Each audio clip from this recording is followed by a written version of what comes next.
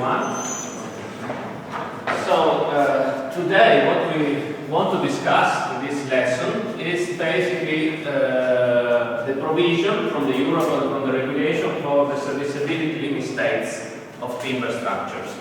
So we learned last time that serviceability limit states is very important when we talk about land-based structures. So if we talk about designing timber and designing steel structures, very often those kind of structures are governed, their design is governed by serviceability limit states.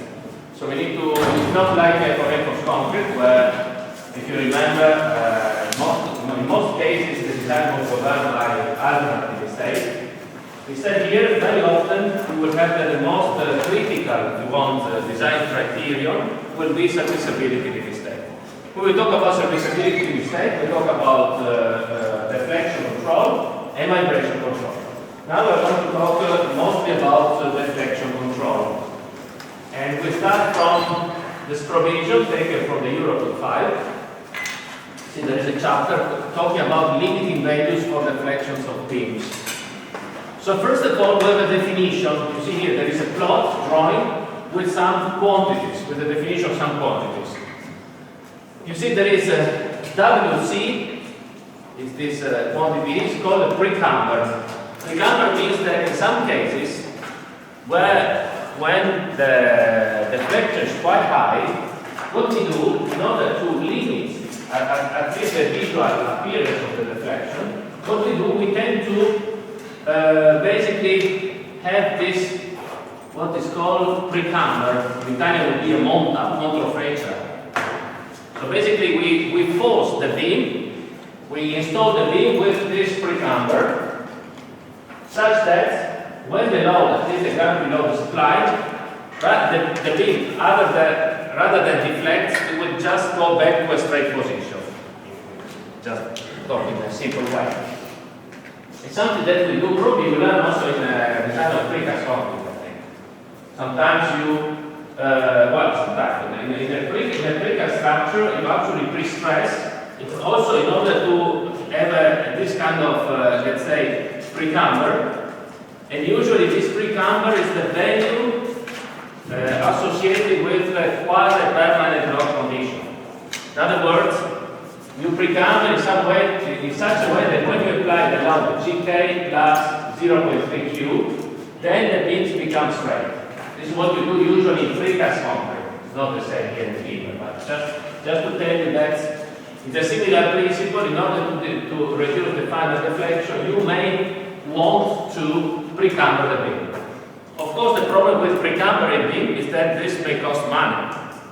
If we talk about glulam, of course, you need to ask the fabricator to produce a kind of glulam member which is slightly curved upside, and this is going to cost you a bit more money.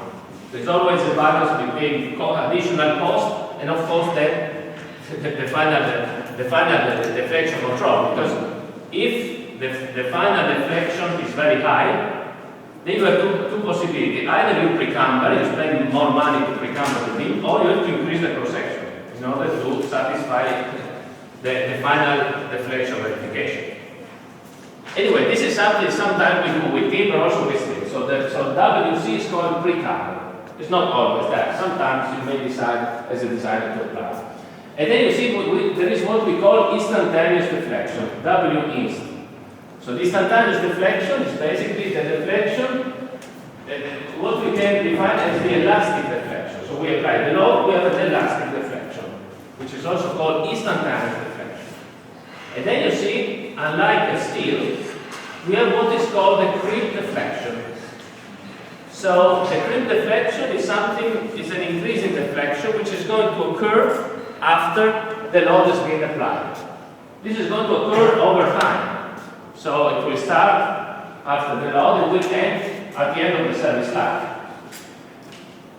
In fact, you see that WC plus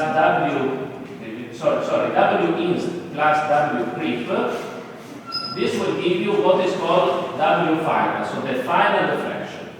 So the final deflection is the deflection that you get in the long term, so at the end of the service life, you want after 50 years. So the long-term deflection, the final deflection is the total deflection. It's given by the sum of the instantaneous deflection plus the creep deflection, so the viscous deflection. And then we have what is called the net final deflection. So if you have precambrial beam, you may be interested in what is the net final deflection, which means the final deflection minus the precamber. In fact, you will see that the regulation gives some limits on these quantities, both W net fin and W fin. So those are just definitions. And then after the definitions, we have an important point.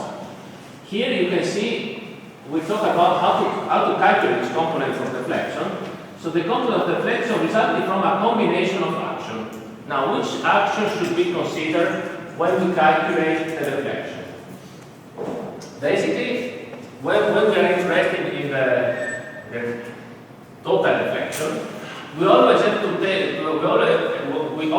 consider what is called characteristic or rare law condition. Characteristic or rare law condition, as you learned last year or 2 years ago, is the permanent one. Then you have a basic variable action, and then you have the different variable action with their combination values. So the different characteristic value of the variable actions multiplied by the coefficient size 0. As you remember, if you have 3 variable actions, you have to consider 3 combinations of actions. For example, if you are designing the roof and you have snow, maintenance, and wind, you have first you have to basically consider 3 different load combinations. First, you consider the snow as a basic action, and you multiply the other 2 by the combination coefficient size 0. Then you consider the maintenance as a basic action, and the other 2 with the combination value. And finally, the wind as a basic action, and the other 2 with the combination values. Okay? So remember, there is always this problem with the different combinations to consider. So remember, when we talk about serviceability limit state, this is the combination that we have to refer to. So, we said before, we have this relationship. The net deflection below a straight line between the supports should be taken as instantaneous deflection plus creep deflection minus the precamber. If you want, is W net fin is the final deflection, W fin total, minus the precamber. Okay, so in terms of performance requirements, you see here that there is a table. So the Eurocode 5 provides a table where you see there are the recommended range of limiting values of deflection for beams with span L. Note that there is not only one value, but there is a range of values.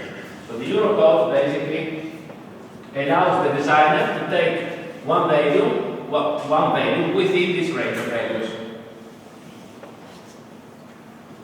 And we have some ranges of value for the instantaneous deflection. You see from 1/300 to 1/500 of the span length. Then there is in terms of instantaneous deflection. Then in terms of net final deflection, the range is between 1/250th of the span to 1 divided 350 of the span. And then the total final deflection, the range is between 1/150th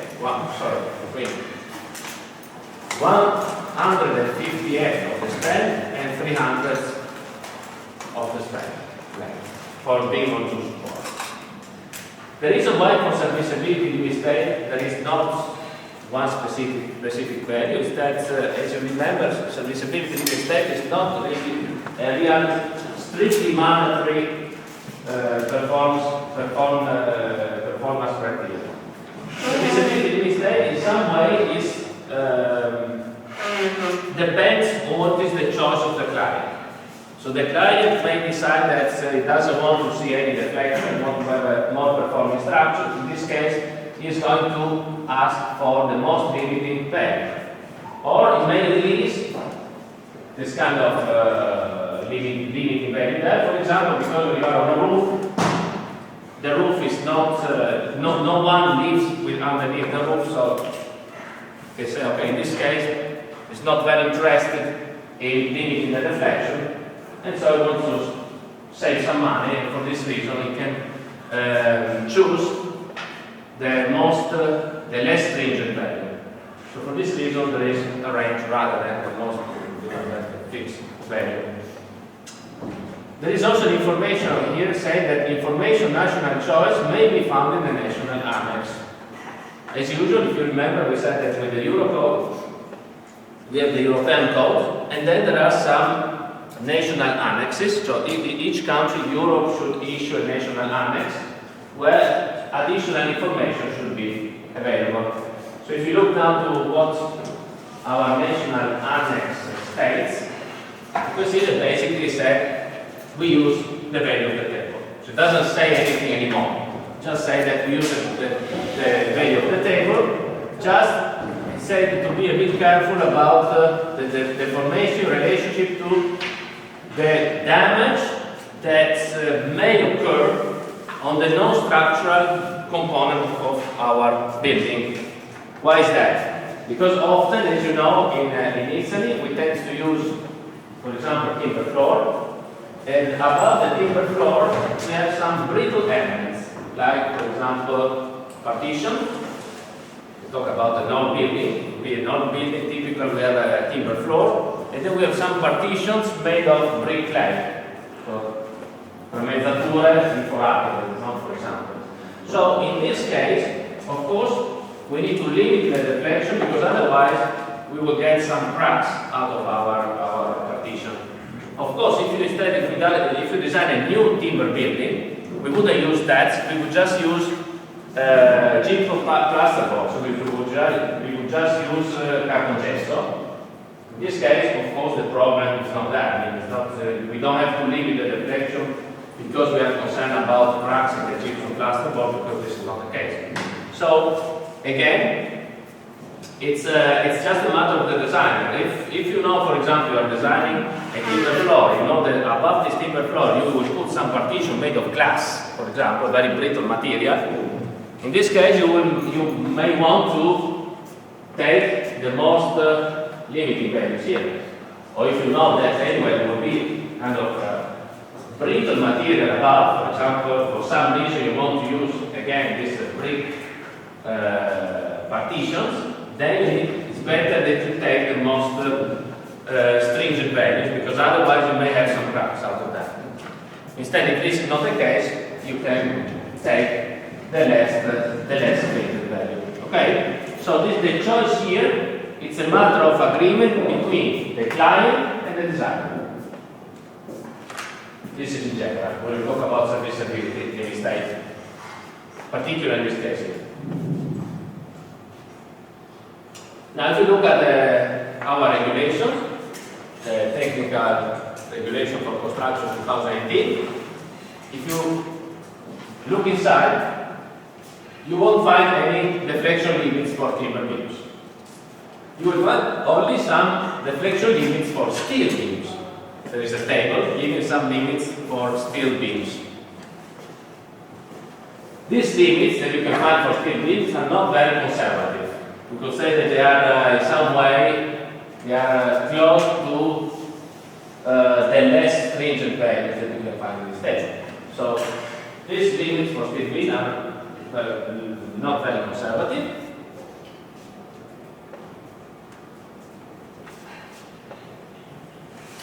We said that anyway the deflection limit should be defined on a case-by-case basis by the designer in agreement with the client. And if you want, you can take the limits of the regulation for construction for steel beams as a maximum that should not be exceeded in any case by timber beams, the choice.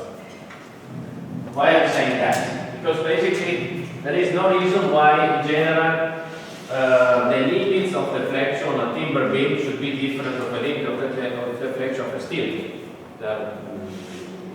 I would say both of them, for both of them, the deflection limit should be comparable.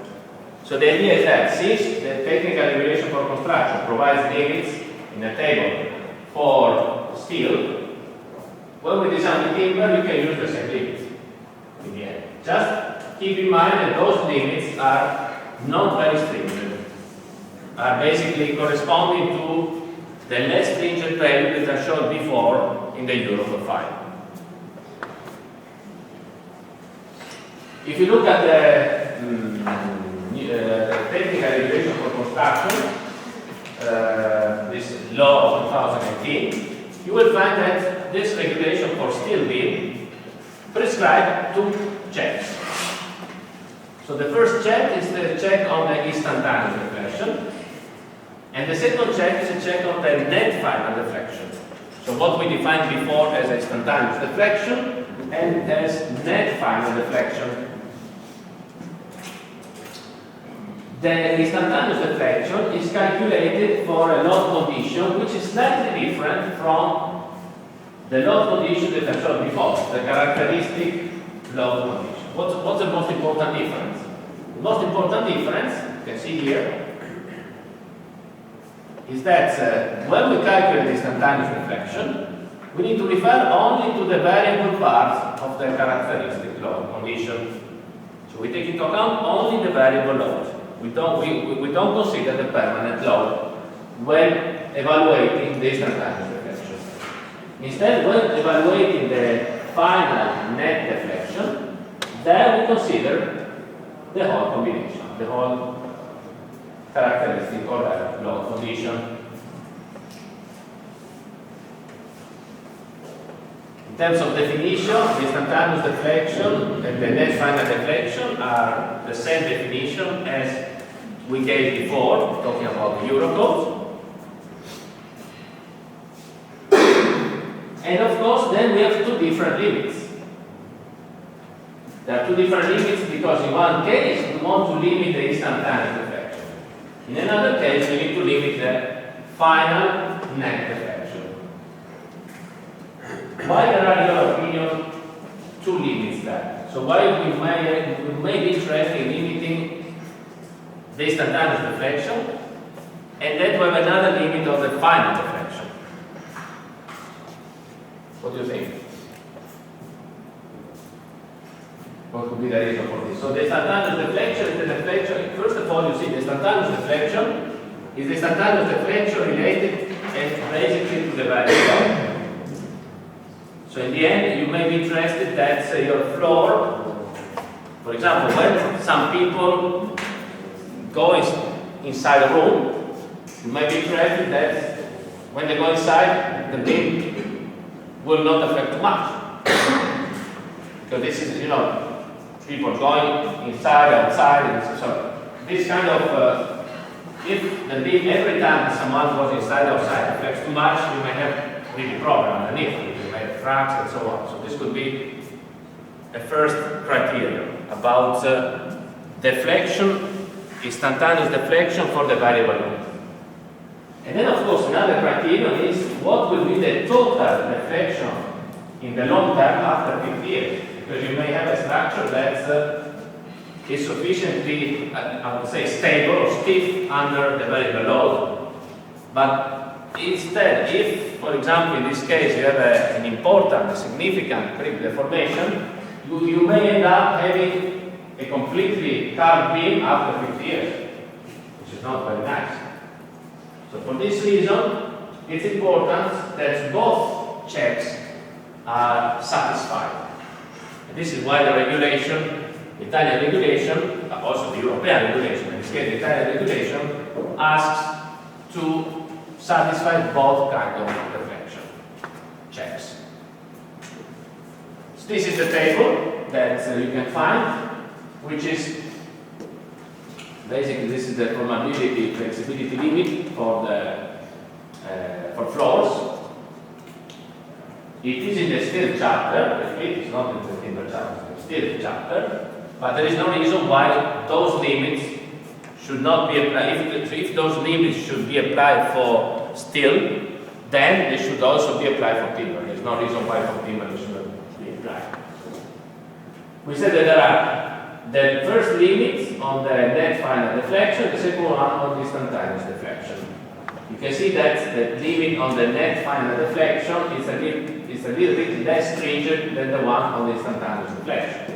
So if you look, for example, this is a roof. For roofs, basically the deflection in the short term due to the variable load should not exceed the span length divided by 250.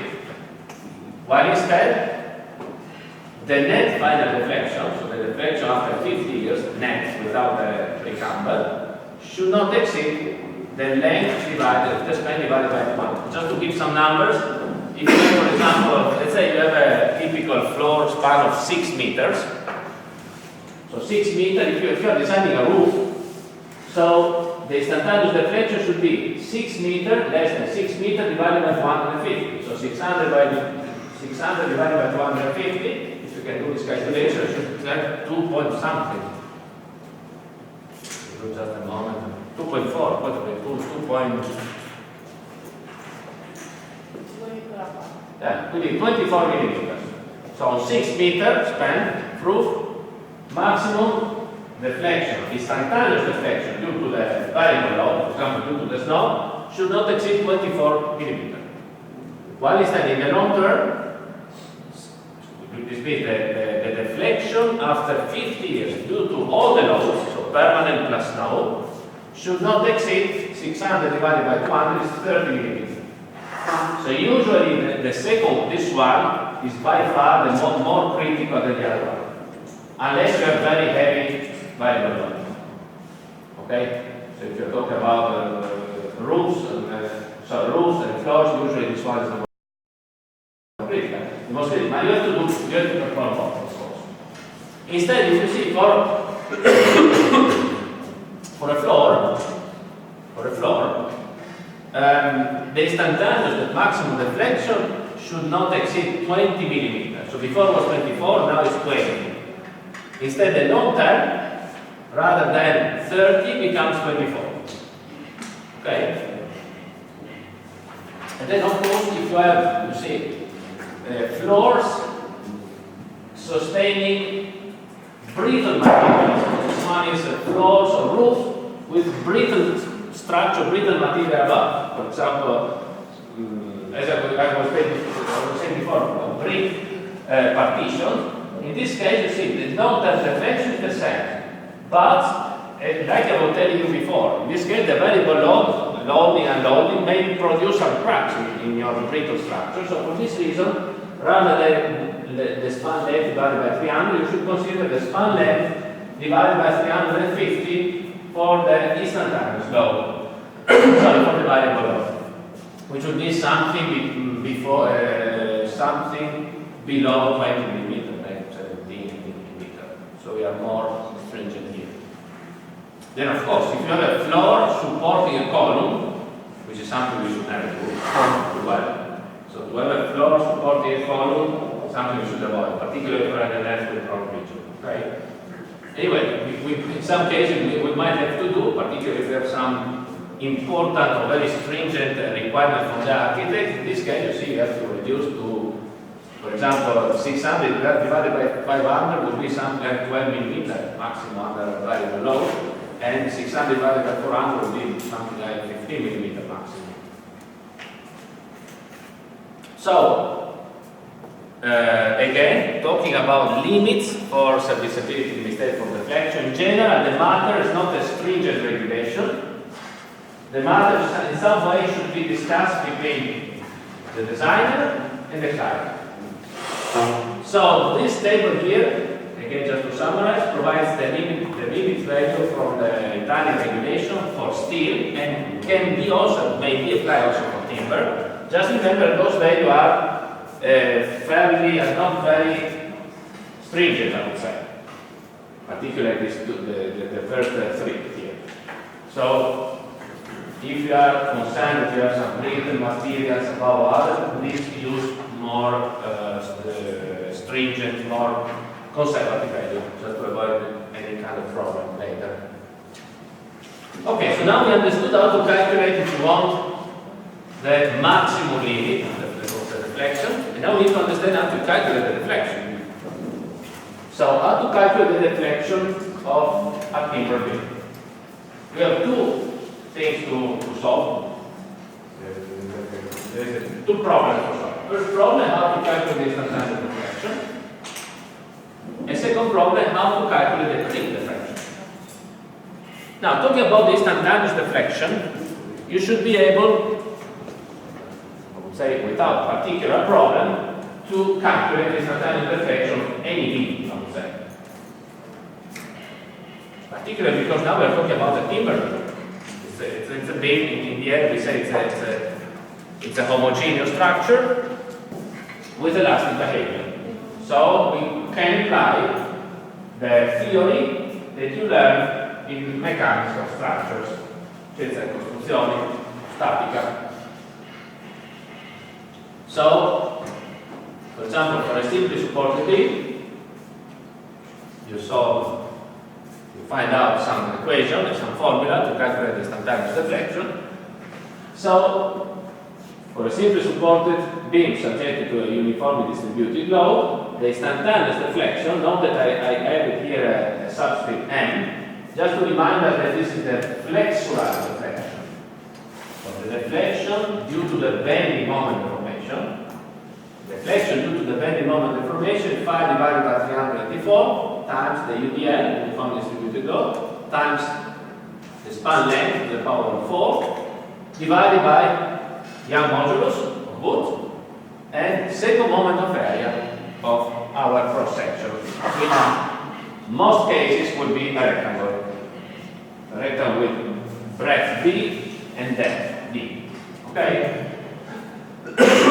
So, I put here this n just to remind us that when we derived those formula, we made a strong assumption, if you remember, in mechanics of structure. We said that we consider that the deflection is mostly due to the bending deformation.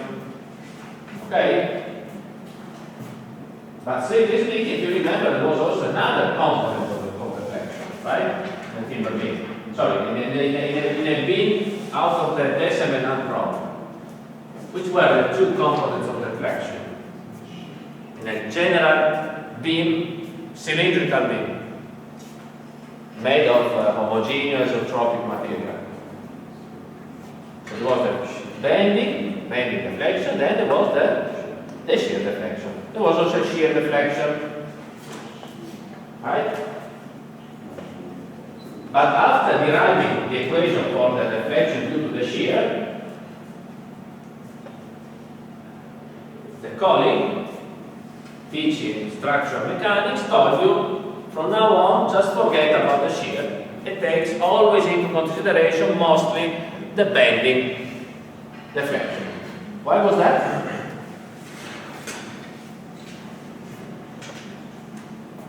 So, why?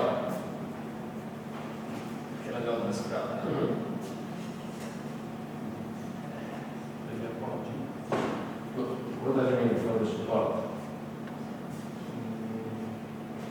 Per la larghezza del appoggio deve essere elevata.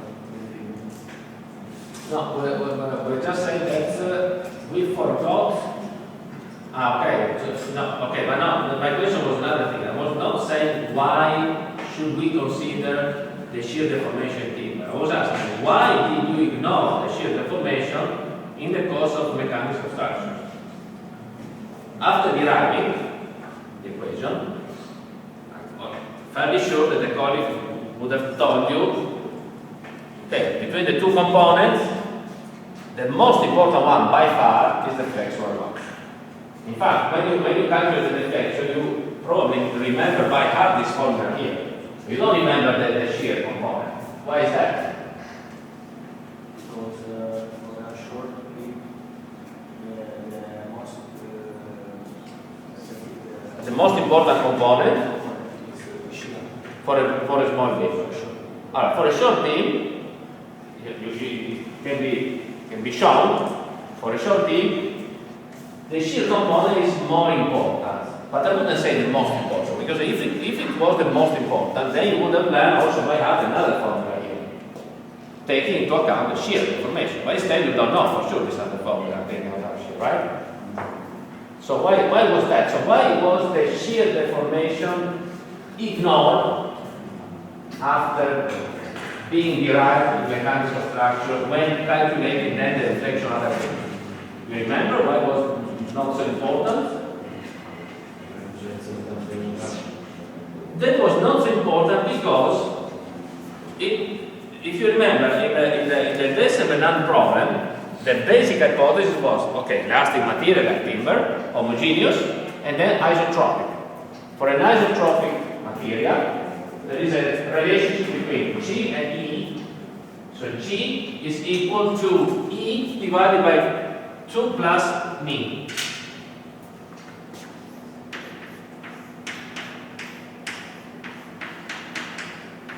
So if you replace this with a value, for example, this could be 0.3, medium value. So 2 times 0.3 would be, so sorry, 1.3. Let's say that you get 3, for example, you get less, but let's say that this one is E divided by 3. So for a value of the shear, so for the shear modulus, for a value of the shear modulus given by 1/3 of the Young modulus, in general, unless you have a value, but even I would say even on a short span beam, by far the deflection component is more important, it's more than 20 times the shear component, the shear deflection. Okay? This is for normal isotropic material. However, for timber, as you remember, since timber is not isotropic, this relationship is no longer satisfied. In fact, if you remember, we saw that for timber, the shear modulus is about E divided by 15. So it's basically 5 times lower, meaning that the shear deflection will be 5 times higher, because the shear deflection is inversely proportional to the modulus of elasticity or to the modulus of shear. So basically, the conclusion that you had with the colleague of structural mechanics, talking about the importance of the shear deflection versus the bending deflection for a isotropic beam, does not apply anymore here, at least completely, because in this case, the shear component, the shear deflection is 5 times higher than what we have for the isotropic material. Meaning that in general, talking about timber in general, we should always consider the shear deflection. So we should basically calculate the total deflection as a sum of a bending deflection, flexural deflection, and shear deflection. So what we neglected in structural mechanics, here for timber specifically, we should consider. Another important thing is what to put inside here as a bending stiffness. So first of all, you see we have a second moment of area around the y-axis, which is simple, it's d cubed divided by 12. And then we need to decide which Young modulus of timber to consider. If you look at the table, let's go to see the tables for the mechanical properties.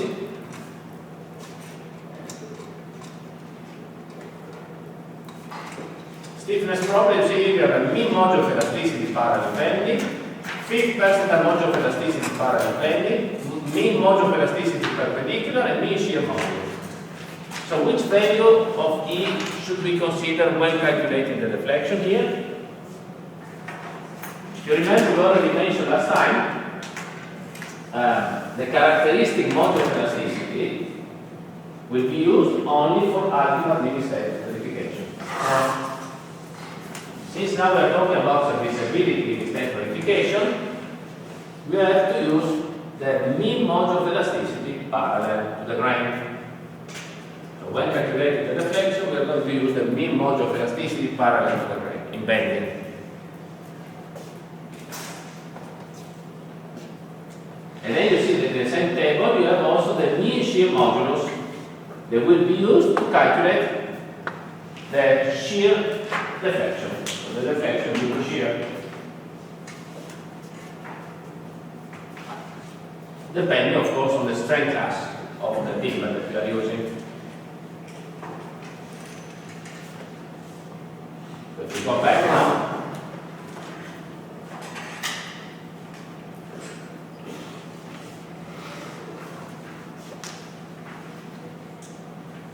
we remember also the comment of your colleague that in general the shear component is more important when we have a short span beam.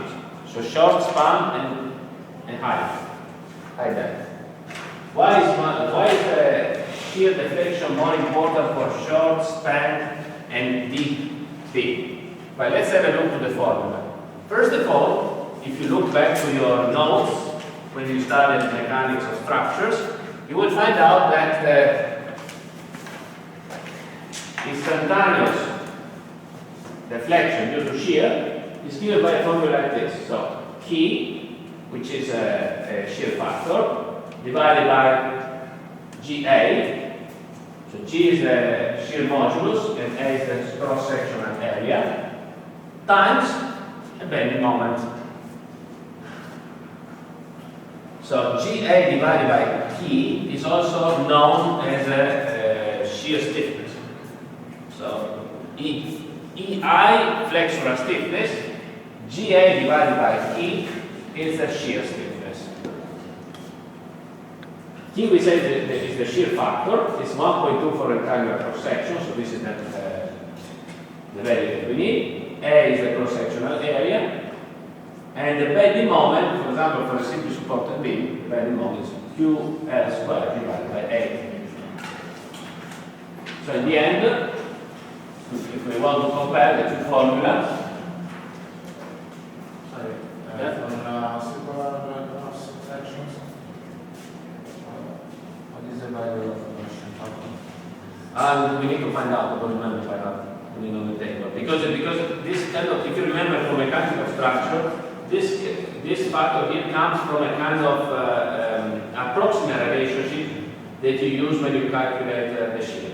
It takes into account that the shear flow it's in the same way.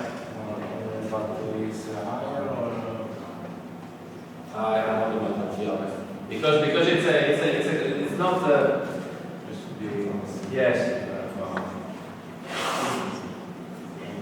No. Have a look to the. Actually, we could do a good job for you because we could tell us something next time. Have a look to your notes of scienze e costruzioni, because for sure they would have given the shear factor for they know so next time. Because you know the round cross section is not very common. Sometimes it's used as a pole, but in terms of beams and also columns, it's not very. Because it's usually it's always a rectangular cross section. So for this reason, I can't sometimes by that.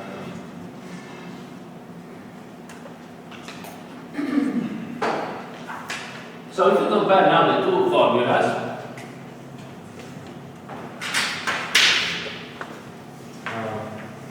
so this is the, let's say what we call the bending deformation, bending deflection.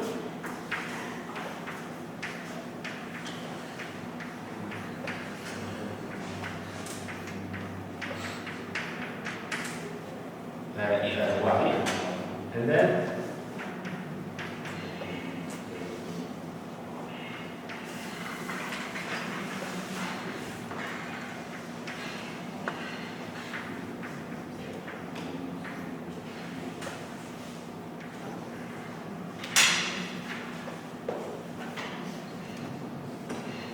so those are the formulas basically. Okay.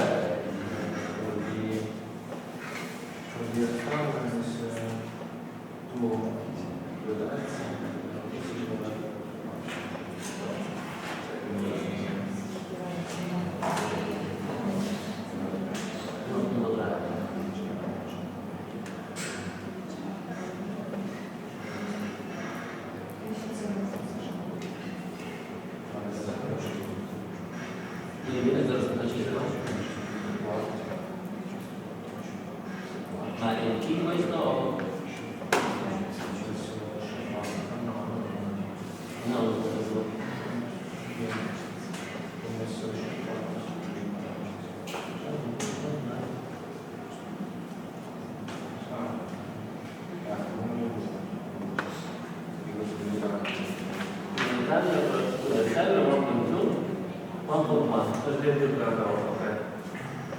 Okay. I add also here.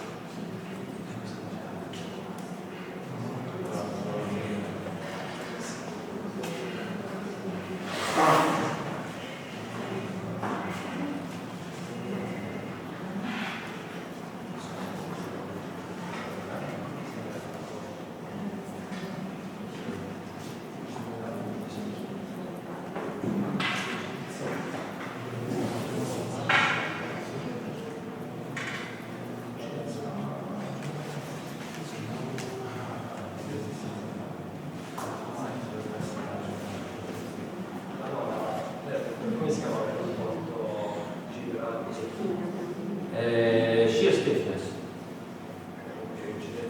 Incidenza taglio. Sì, sì. Come la EJ, no? EJ è l'incidenza pressionale, GA diviso T sarebbe l'incidenza taglio, e sarebbe J0 diviso Q l'incidenza torsionale.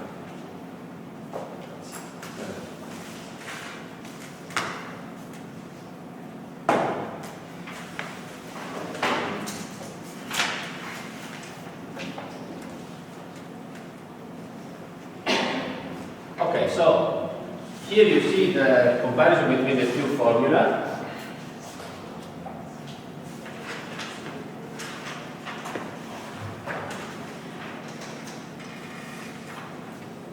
So if you do the ratio between the two,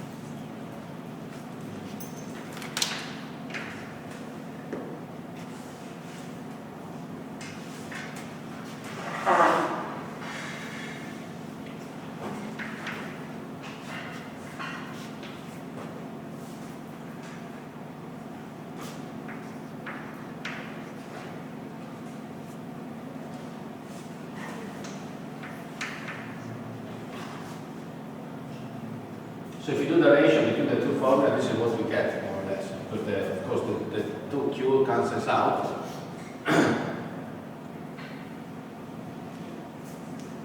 And from here you can see that, of course, if L is small, this ratio increases.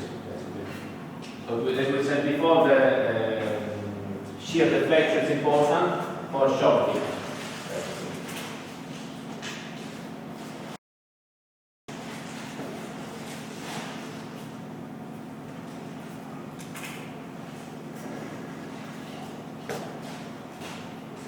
And then in terms of shape, it's more important when this ratio here is high. Okay? Because this ratio is, when do we get the high value of this ratio? When either L is small, or when this ratio here, EJY divided by GA is high. But E and G, they are constants, not change. So, in terms of geometrical properties, this ratio increases when IY divided by A is high. By IY divided by A, if you remember, this is rho Y square. So this will be the radius of gyration. And if you for a rectangular cross section, for example, this would be d cubed divided by 12 divided by vd.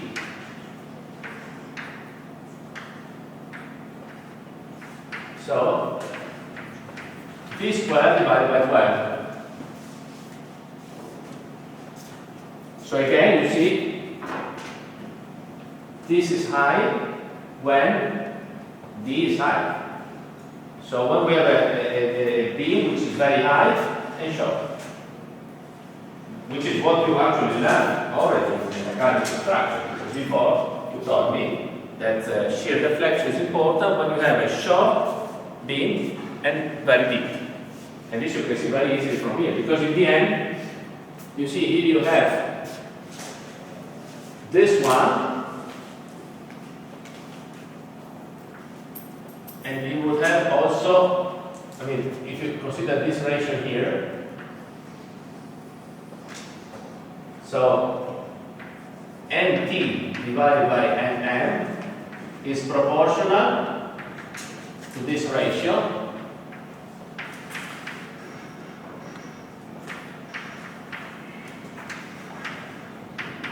So it's proportional in the end to D divided by N squared.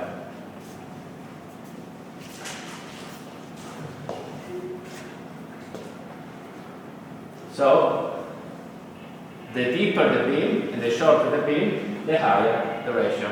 Okay? Clear? So what I've done, you see, the ratio between the two is proportional to Iy divided by A divided by N squared. Iy divided by A, we said, is D squared. So in the end, everything is proportional to D divided by N squared. If you want, D divided by N is a kind of, is the opposite, will be the reciprocal of a slenderness ratio. So L over D is a kind of slenderness ratio. So the more slender the beam, the less important the shear deflection. Okay? Clear? This you already learned in mechanics of structures, nothing new, just we did here the ratio just to remember this. The difference here between what you will learn in structural mechanics is that in structural mechanics, you see there is this ratio here, E over G, and for an isotropic material, E over G, we said before, is about E divided by E, we said 3, so it's basically 3. Okay? Instead, in our case, for timber, E divided by G, let's say timber,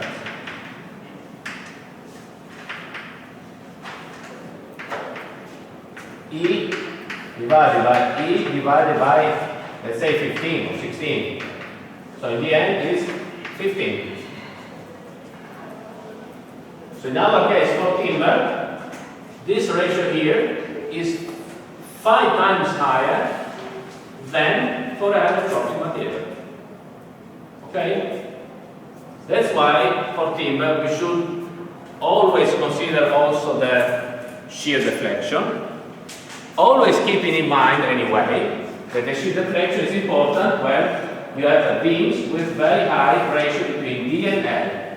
So beam short and deep. This is always the most important case where we have to take into account also the shear deflection. Okay? Any doubts about what we saw here? Kind of repetition, we want to do some concepts we already learned before.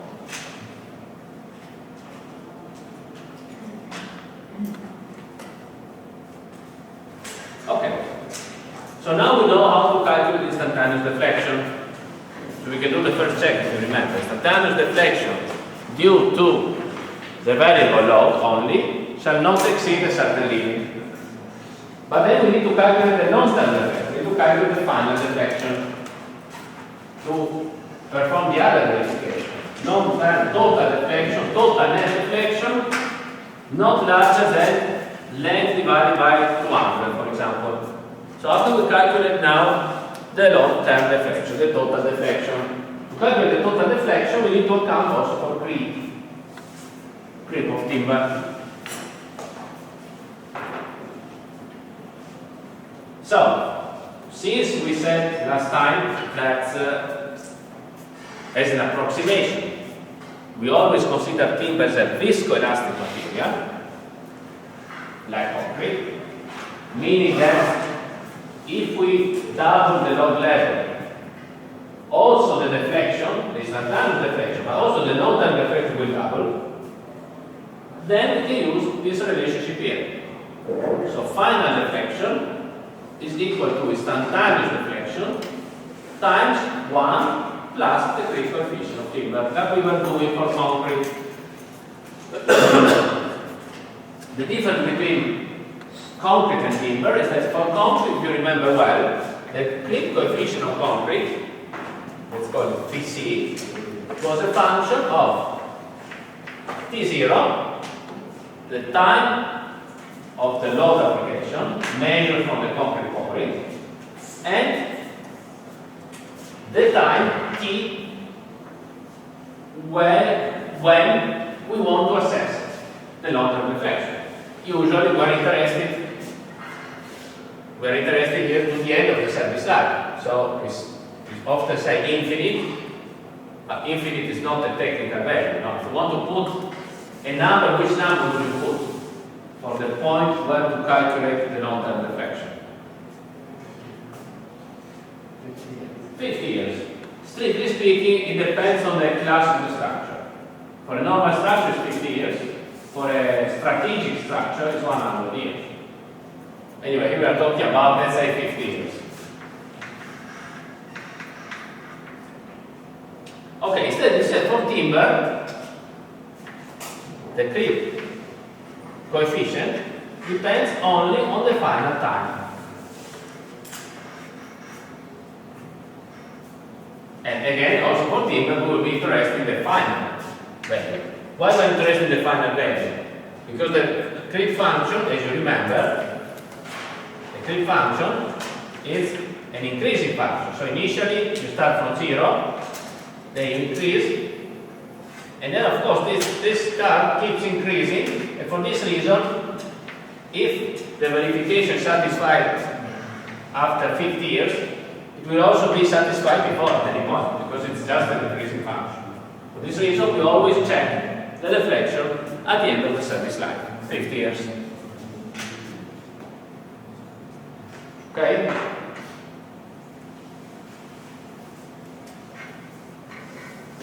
Okay.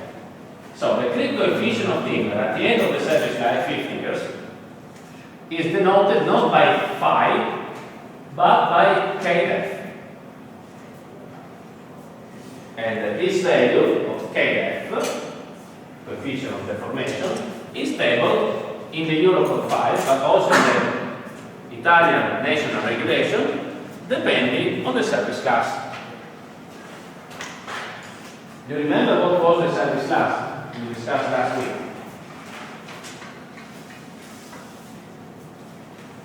What was the service class? Sorry?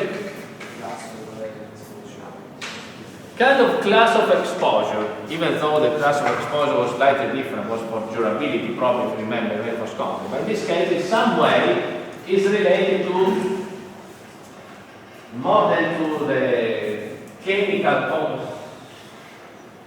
It's mostly related to the relative humidity, relative humidity, the temperature of the environment.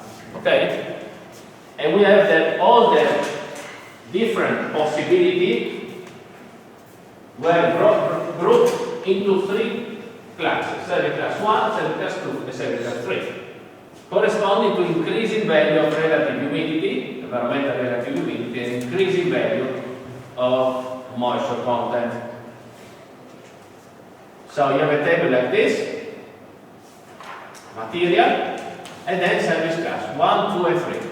Solid timber, you see trim coefficient 0.6, service class 2.8, service class 3, 2. So this means that if you are in service class 1, you can expect an increase of the 60% of the instantaneous deflection in the long term. If you are in service class 2, 80% more in the long term. If you are in service class 3, 200% more. So if you have 1 centimeter deflection in the short term, if you are in service class 2, this 1 centimeter will become 1.6 in the long term after 50 years. If you are in service, if you are in service class 1, this 1 centimeter will raise to 1.2 to 1.6. If you are in service class 2, the 1 centimeter will raise to 1.8 after 50 years. If you are in service class 3, 1 centimeter will raise to 3 centimeters after 50 years. Okay?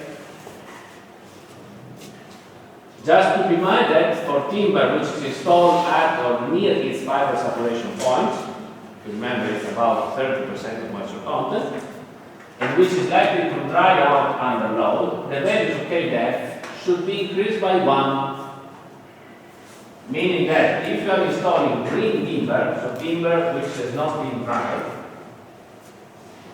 you have to add 1 to these values that you find here in the table.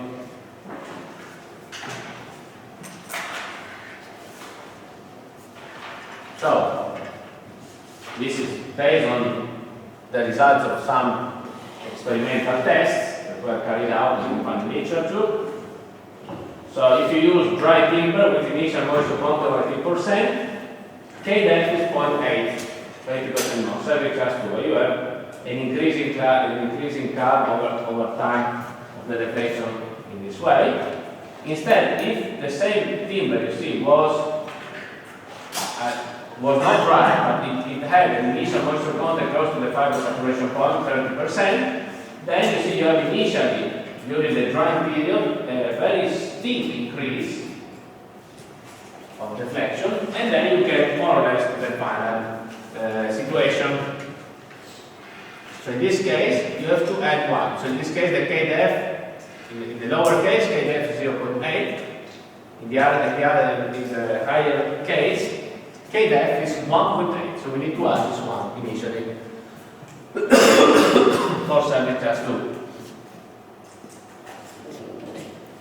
Remember also that, of course, as a good practice rule, green timber should never be used, so the timber should always be installed after it has been dried. If the timber is not dried, then to avoid problems, to avoid this additional 1% of increase in deflection, what you should be doing, you should prop the beam. Dovete puntellare la trave. Quindi trave di legno, puntellate, you leave the props there for the time needed to the moisture to go out, so for the time needed for the timber to dry. Quindi i puntelli lasciate là per il tempo necessario al legno per essiccarsi, and then you take the props out, and then you can use, you are on this card here, you can use basically the K-depth of 0.8. Just remember that if you have a big cross section, you might have to leave there the props for some years. It takes very long. A big cross section takes very long to dry. Okay, so that's a problem with the timber that is used without being dried. Okay, so remember it's a very important point, because you may be asked in the future from a bioarchitect or from let's say a client which doesn't want to use any glue but to use also natural material, to have only sawn timber. So if your cross-section of the sawn timber is big, remember you are going to face some problem. You need also to advise the client about this. Problems about long-term deflection for this reason, and also, even worse, problem about cracks. Okay, during the drying process, the beam is going to crack. And the cracks can be very big. So you need just to make sure that your client is aware that after 1, 2 or crack. This doesn't mean that the beam collapses, the beam still resists, but of course, also in terms of, if you want, aesthetic, the client has to accept that the beam will crack and will defend the load. Just importantly to avoid the crack about this, and then of course it's his or her decision. But you need to advise to avoid after bad surprise for him and for you. Okay? Okay, now we need to understand how to calculate the creep deflection. Because I told you before that for deflection calculation, the load condition to consider is the characteristic or regular condition. However, if you think about the creep deflection is the consequence of a sustained load. So the typical creep test is a test that you do when you apply a load. You leave the load there for 50 years and you measure the creep, you measure the deflection. Now if you think about the characteristic of rare load condition, so it's a condition, we said, answer here.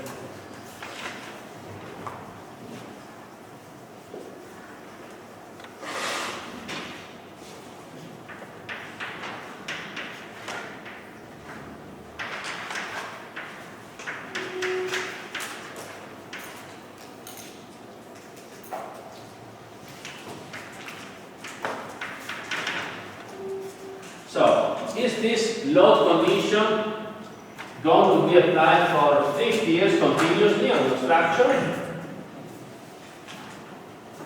This is my question. Yes or no? No, why not?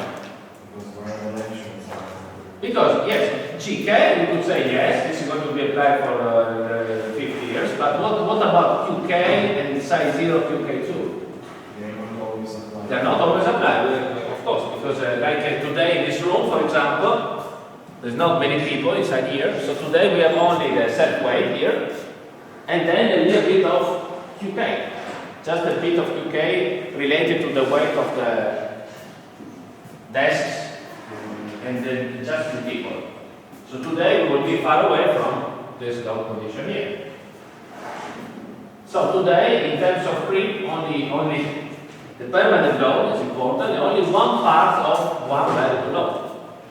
Meaning that when we calculate creep, since creep is a phenomenon related only to a sustained load, so a load which is constant over time, we cannot refer to the whole load combination.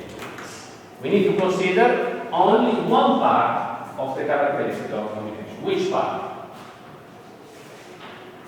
Well, we said the permanent load for sure. And then also there will be one part of the variable. So, in this case, when calculating creep, we should refer to what is called quasi-permanent load condition. The quasi-permanent load condition, FP, if you remember, is defined as this level of load that we can expect will be applied on our structure for at least 50% of its service life.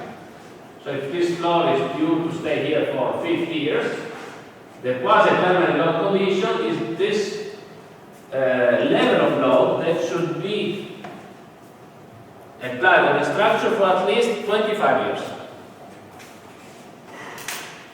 It's defined as a permanent, CK, plus C psi 2 times QK1 plus psi 2 times QK2, etc.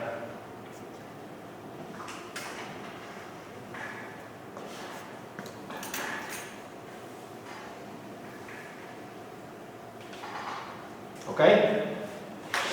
So we said we want to calculate the final deflection due to FC.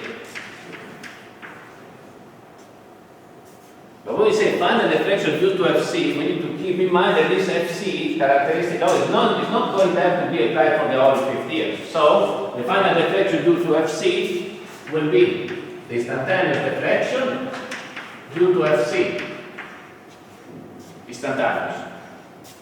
plus the creep deflection due to Fp. So the instantaneous deflection due to the whole characteristic of condition plus the creep deflection due to only the quasi-permanent one. Okay, it's clear what we are doing. What does it mean? It means that what we are studying now is a situation where, in terms of load over time, so I'm studying which situation in terms of load applied on my structure over time.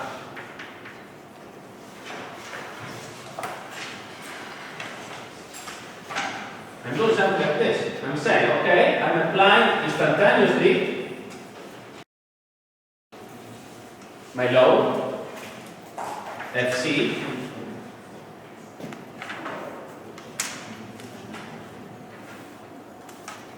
and from this load I'm calculating the reflection. So here I have a reflection here, W inst, and then I consider in terms of creep deflection, consider only one part of C, consider only Fp. So Fc is applied instantaneously. But only one part of Fc, which is the Fp part, is considered applied for 50 years.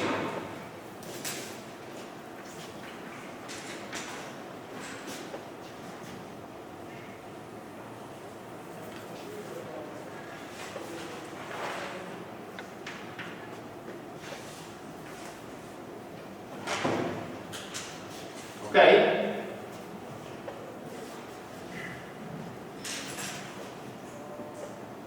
So I assess the instantaneous deflection due to the whole, the entire characteristic load. But then you see, I consider the creep deflection due to only the quasi-permanent part of the load, which is considered applied for 50 years. Okay? So the important thing is that this W creep that you find here, W creep, will be calculated only for the quasi-permanent part of the load. So it will be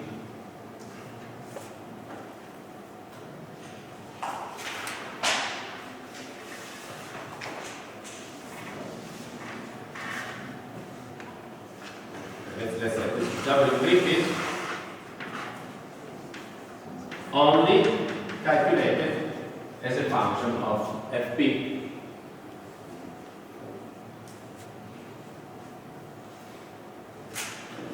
So, to sum up those two contributions, it means that we are going to consider a situation where the characteristic load condition is actually applied at the end of the service life construction. In other words, let's try to clarify this concept.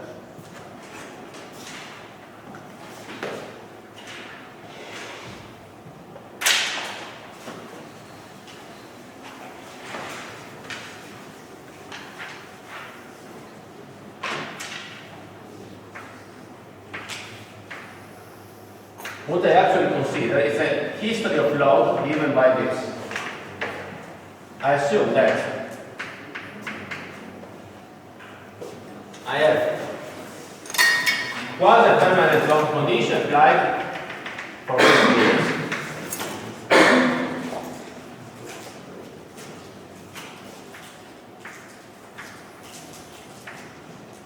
Deflection, time.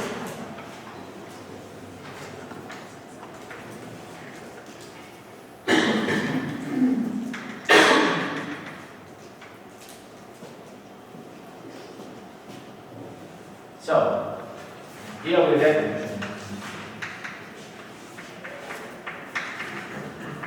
instantaneous deflection due to only the quasi-permanent condition.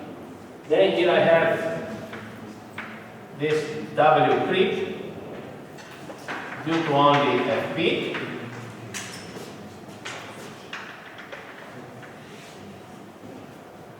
And then, at the end of the fifth year, I apply the whole FC.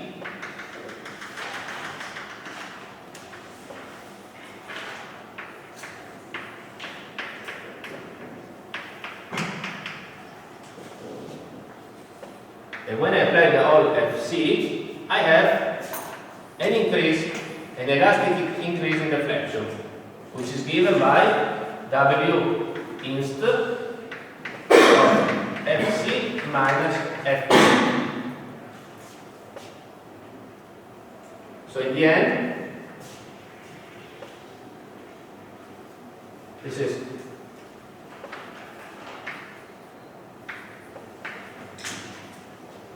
W fin, so the final deflection, as you can see, is given by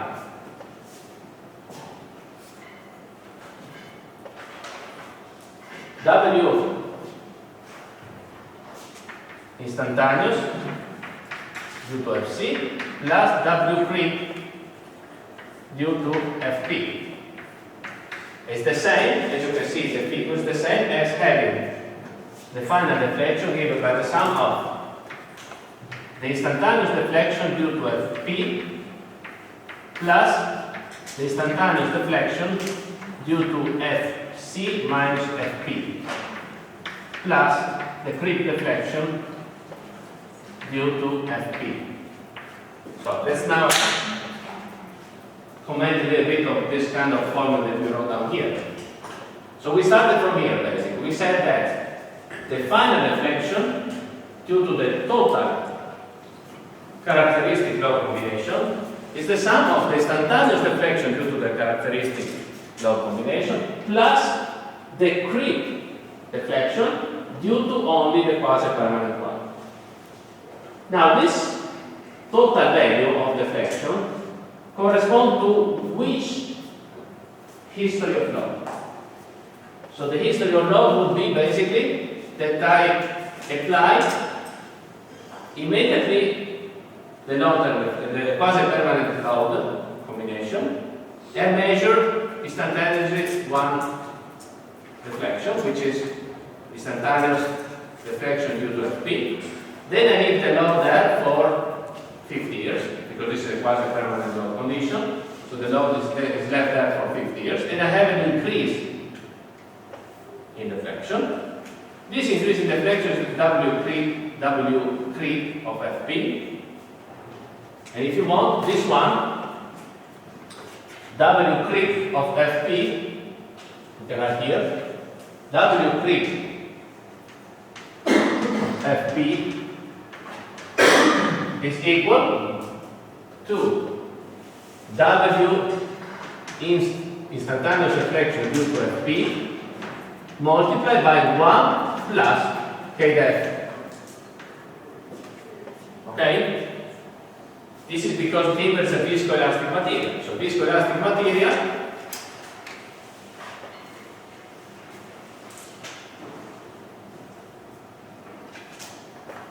sorry, there is a mistake here.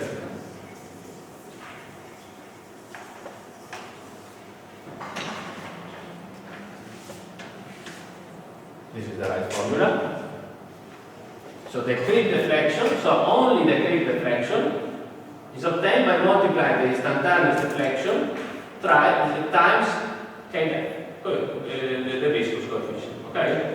What I wrote before was the total deflection here. So this one, W creep is the instantaneous deflection due to FP times K. Sorry. Yeah? This story of the load is not correct. It's not the same, exactly. The correct one is this. I was just saying at the beginning that when you write this, how can you think about physically to what's up? You can think about having applied an instantaneous value of the characteristic load combination. It's just instantaneous, up and down. And then you will get this instantaneous deflection. But then you need to sum up the creep. Because here we have back a sum of the instantaneous. Yes, in this load condition here, you would have something like this. So if you apply at the very beginning all the characteristic load, you would go up here, up to here, and then you go first up, and then you come down here. And then you would end up in a point which is actually not what we calculated, because you see here, this is the final point. The final point is actually obtained with this kind of loading history. So when the regulation says that we should calculate the deflection, the total deflection due to the characteristic load condition, basically this situation is the one that is associated with this loading history, not with this one. So the loading history is I apply immediately the quasi-permanent load condition, I leave it there for 50 years, and then I apply what I still need to increase in order to get the characteristic load condition, which is Fc minus Fp, at the end of the service life. And then I get, you see, if you want the history of deflection like this. So this is the history of load. And this is the history of deflection.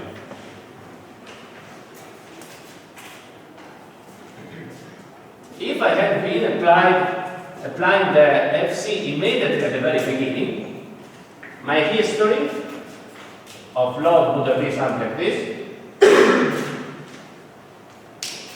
Let's put in dash perhaps, not to make any confusion. So the history of the deflection here would have been something like this.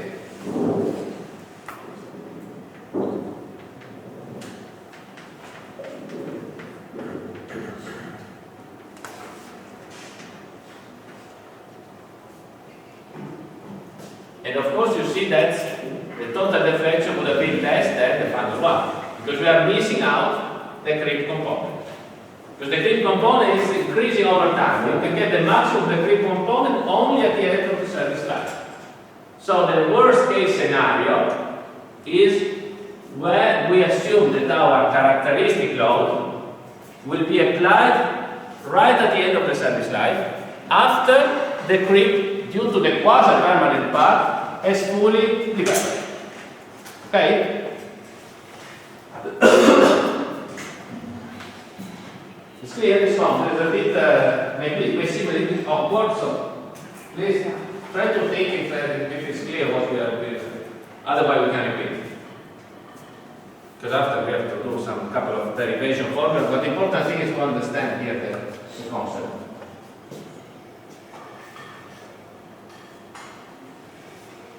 So everything comes from the fact that, as I said before, the characteristic load is not there for 50 years. The only part which is there for almost 50 years is the quasi-permanent one.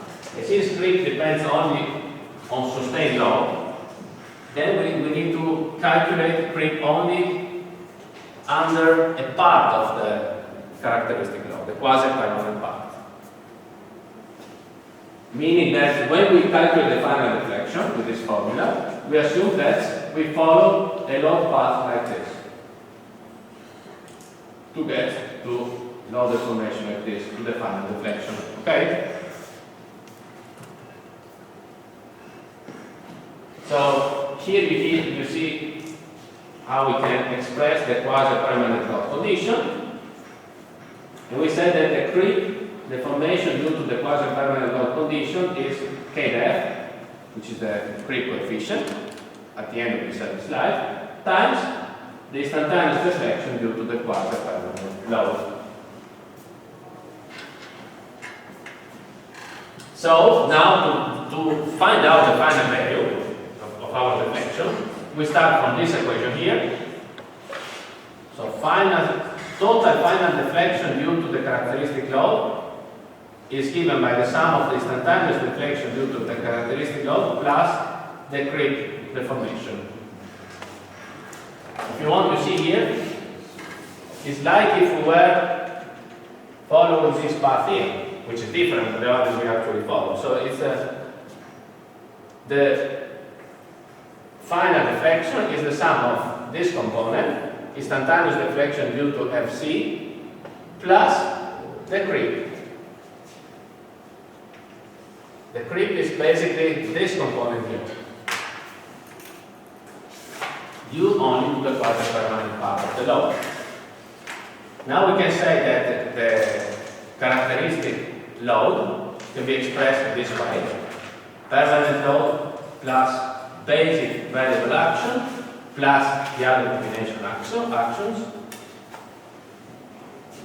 And then, of course, since we are talking about a viscoelastic problem, there is a direct linearity between the deflections and the loads. So the instantaneous deflection due to a load Fc, since there is this kind of linearity, it's also be expressed as a sum of the instantaneous deflection of the different parts of the load. So if Fc is the sum of those loads, W inst of Fc would be the sum of the W inst of the different loads. Okay? Because of the linear behavior. Okay? Then we can express the quasi-permanent load condition as the sum of different loads. We write this formula, again based on the viscoelastic behavior. And then you see we end up also here. W creep of Fp is k def times W inst of Fp, but W inst of Fp is W inst of Gk plus psi 2 1 times Qk1. So plus W inst of psi 2 1 Qk1 plus this other thing. So basically we just apply the superposition principle here. Okay? And then of course we need to sum up. So W inst Fc, this expression here, plus this formula here, you end up with this formula you can see here. Now this formula seems a bit awkward, and I just wanted to show you how you can get to this formula. Because this formula is basically what you can find in the Eurocode. If you look in the Eurocode, the formula to calculate the deflection, you will find this formula here. But it's not clear, if you look at this formula this way, it's not really clear where does it come from. This formula basically comes from this one. So this is the formula which has some physical sense, the one on the top, which again states that the final deflection due to the characteristic load is the sum of instantaneous deflection due to characteristic load and creep deflection due only to the quasi-permanent one. Basically, the meaning that we show here before. Okay? Then you do the derivation, you find out this equation here. But the real equation with some physical sense is the first one, not the last one. The last one is just what you get after you derive. Okay? It's clear the concept, because this otherwise seems a bit, again, not very obvious.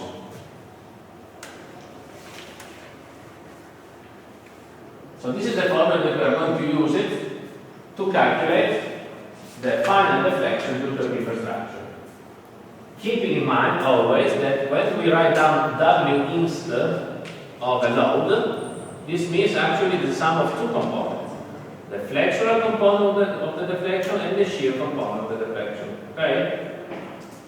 Because remember before we said the fourth we have to take into account both of them.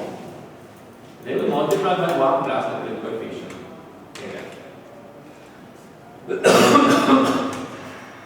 For a simple case, where we have a typical floor, we have two loads, permanent loads and variable loads, which is a common situation.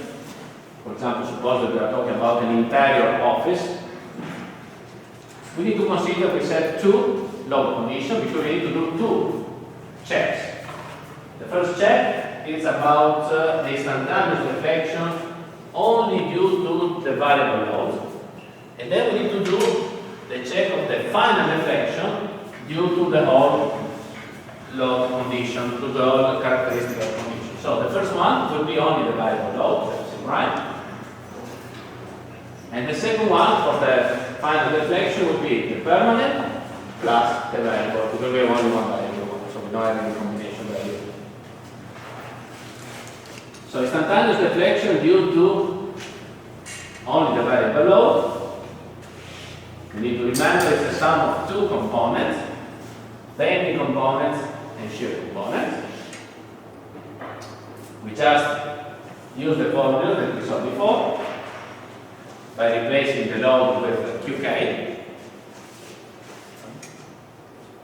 So this shall not exceed the length, the span length divided by 300. If you remember,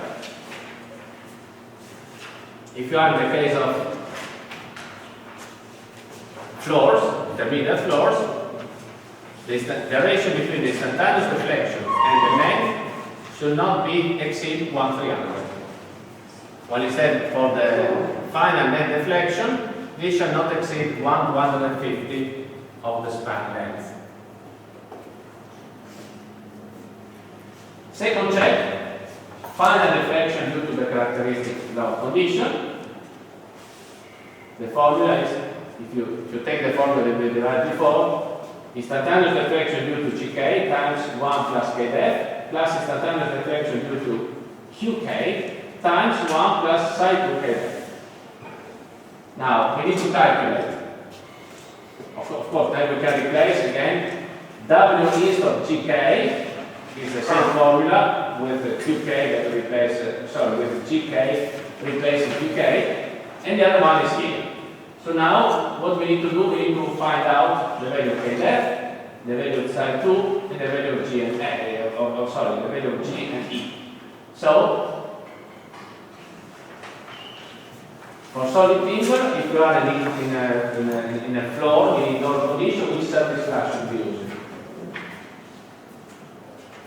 Indoor condition. Indoor condition, which is surface class 1. So 0.6 for the KDF. And then psi 2, uffici, we say we are office buildings, psi 2 is 0.3.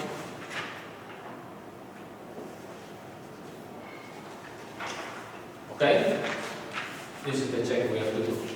Now, in general, when are the serviceability states more critical than the additive states?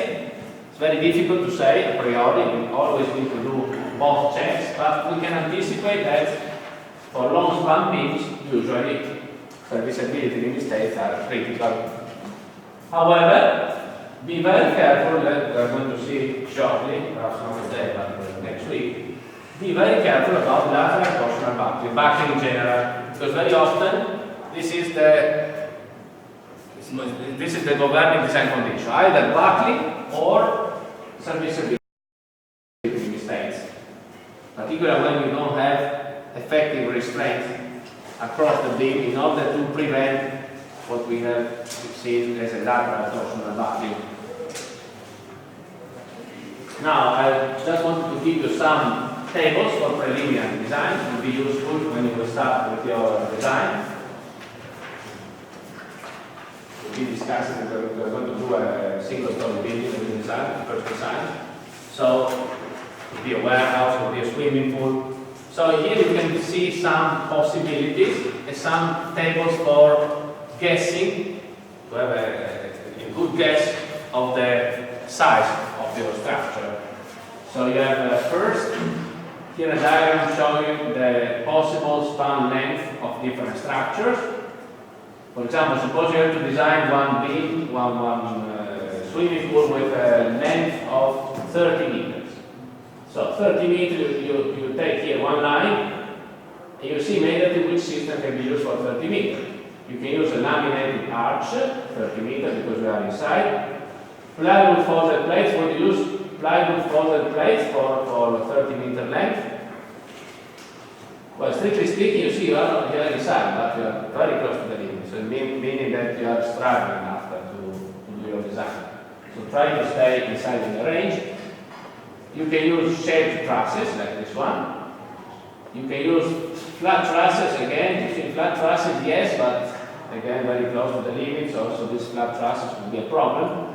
Open web joist They are very close to the limit, so definitely not. So in the end, your choice will be between this shaped trusses and laminated arches, if you have 30 meters.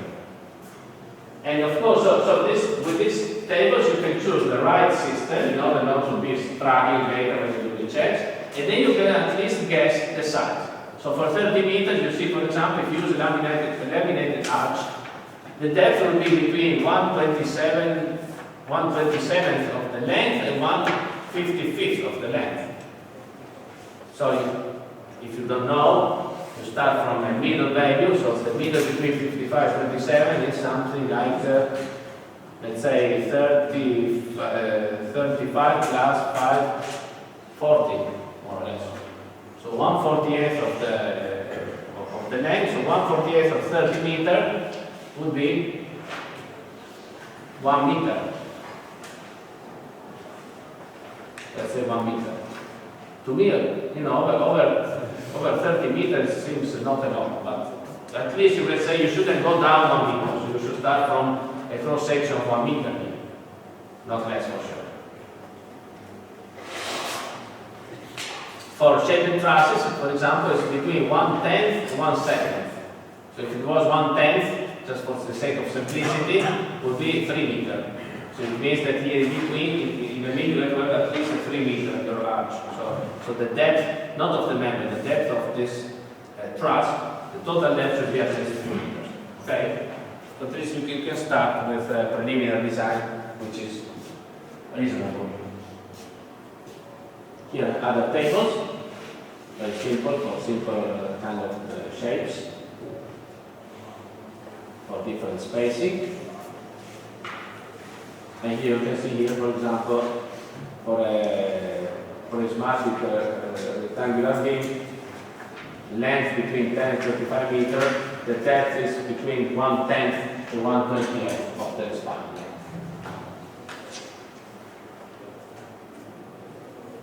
Some other properties, for example, section rectangular some timber members, radius of gyration, in this case of circular member with some properties. And when it comes to rectangular blue-lam timber members, according to this regulation that we saw some time ago, in a blue-lam beam, the lamination thickness may vary from 6 to 45 millimeters.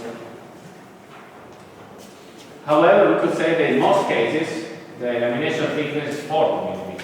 So we should always consider this as a starting, as a reference number for the thickness of the lamination when we estimate the cross-section that we want to design. The breadth may vary from 6 to 8 to 24 centimeters with an increase of 2 centimeters in technical level, which means that, okay, in terms of depth, the depth should be a multiple of 4 centimeters. In terms of breadth, the breadth should be from, let's say, 8 centimeters till 24 with a multiple of 2. So 8, 10, 12, 14, 16, 18, 20, 22, and 24. Those are the usual sizes. Some references. And then we have completed this presentation. Any question about what we saw before?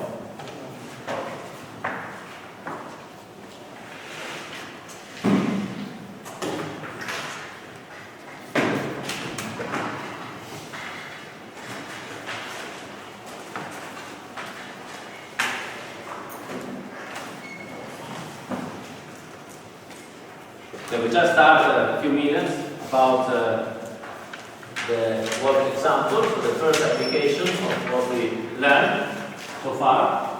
The first application is a quite straightforward, say quite simple design of a timber band, a blue laminated timber member according to Eurocode 5.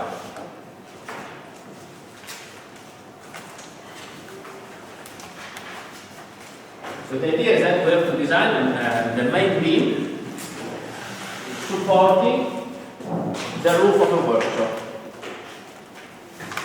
We know the size, 22 meters, so it's quite a long beam. And the beam spacing, 7 meters. We also know the load, the snow load,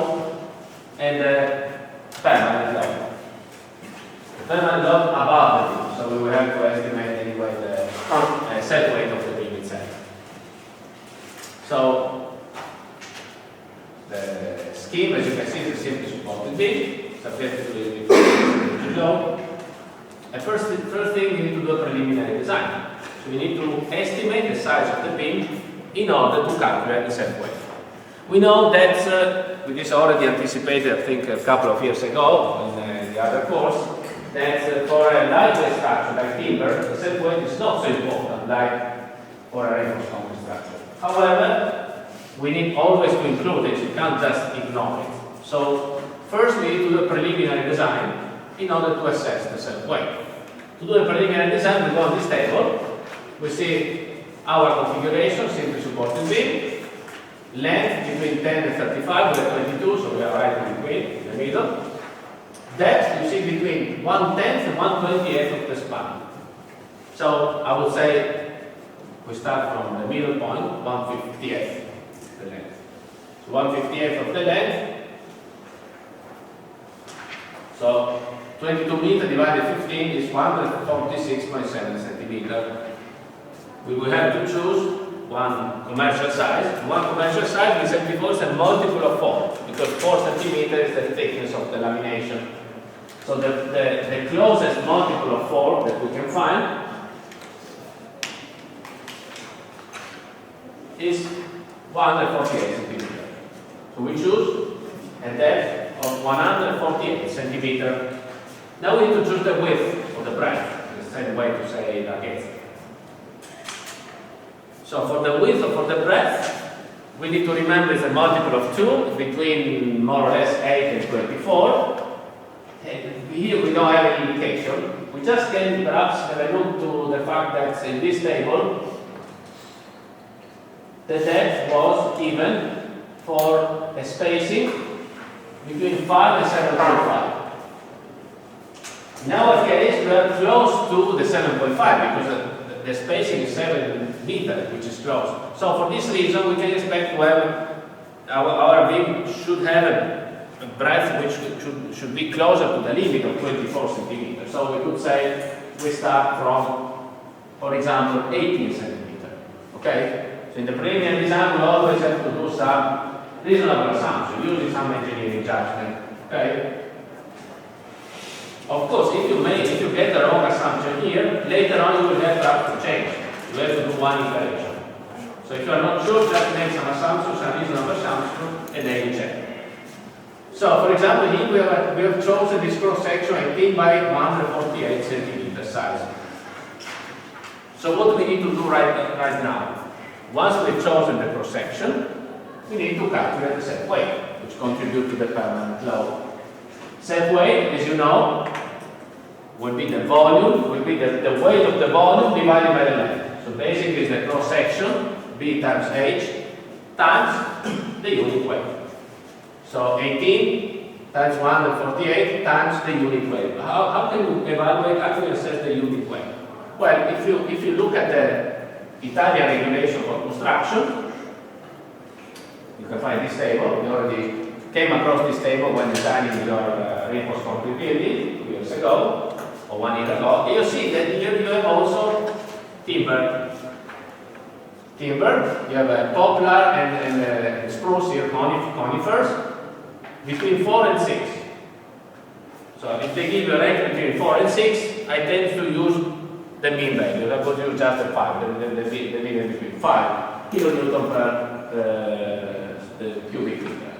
Otherwise, you can also go to the table of the properties for plural, and you can see here you have 2 lines: density, characteristic value of the density, the mean value of the density. Which value would you use here? The characteristic or the mean? We're calculating the self weight of a timber beam. First you should use a strength class. For example, GN28H. So a strength class of glulam, homogeneous glulam, GN28. But then you have 2 values here. You see 425 and 460. Which value would you use to calculate the self weight of your beam? The characteristic or the mean?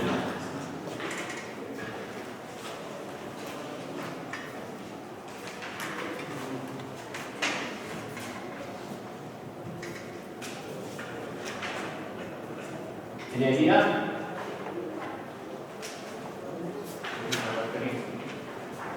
The characteristic is, this one is 425, it's the lower characteristic. It's right when calculating the self-weight you use the characteristic. Which one we should be using?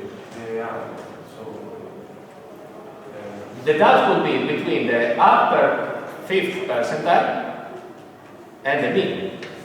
Theoretically, we should be using the characteristic. If you remember, when we studied reinforced concrete design, the characteristic value of a load is the lower or the upper 5th percentile.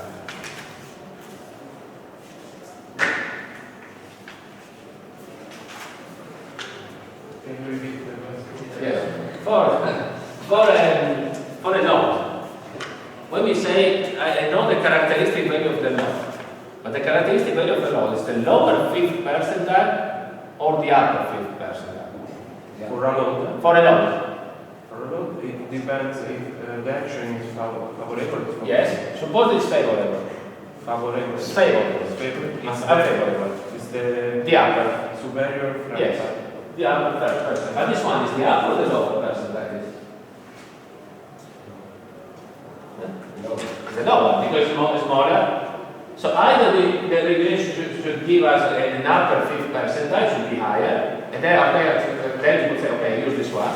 But since there is not this upper percentile, you should use the mean. When there is no upper percentile for the set weight, you remember, maybe you don't remember now, but we discussed, 2 years ago in the reinforced concrete design, we said that permanent loads are not very variable loads. So their coefficient of variation is very small, because they are basically unit weight times the volume. So for this reason, usually, regulation assumes that the characteristic, as a characteristic value of the permanent load, actually the mean value. So when they write down, the regulation writes down GK, is actually the G mean, is the mean value of the permanent load. And the mean value of the permanent load is the mean density times the volume, the mean volume. Okay? So remember, if you use this table here, you need to choose the strength class, and then you need to use the mean value of the density in the formula. What we'll be using before 500, you see, is an upper estimate of this. So we'll be a bit more conservative. If you want to be a bit more precise, then you choose the strength class, and then you choose the mean value of the density, not the characteristic, okay? I wanted to point out this because in some exams, some students made this mistake. So they took the characteristic value to assess the self-weight. So this is wrong, because this is the lower 5th percentile, not the upper. In fact, this lower 5th percentile is there not to calculate the self-weight, but as you will see in the future, to calculate some parameters like the embedding strength or the stiffness of a connection. Okay? Mostly I would say the embedding strength. Okay? It's clear? Okay, so I would say we can stop here. Just this, of course, once you select the right self-weight, you calculate the cross-section, product of the cross-section times the self-weight, you get your UDL per meter of beam, 1.30.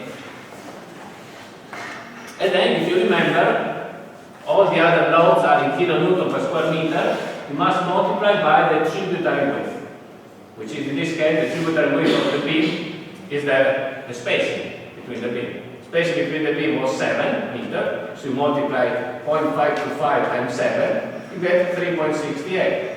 And then you sum up the two values of the permanent load, you get to 4.98 kilonewton per meter. And the same thing you do for the snow load. Snow load, 1.28 times 7, 8.96. And then at this point, but this we will see on Monday, then you need to choose your load condition. Okay? For the time being now, we have calculated the different actions. So the permanent, self-weight, let's say the total permanent, and the total variable, which is the snow. Okay?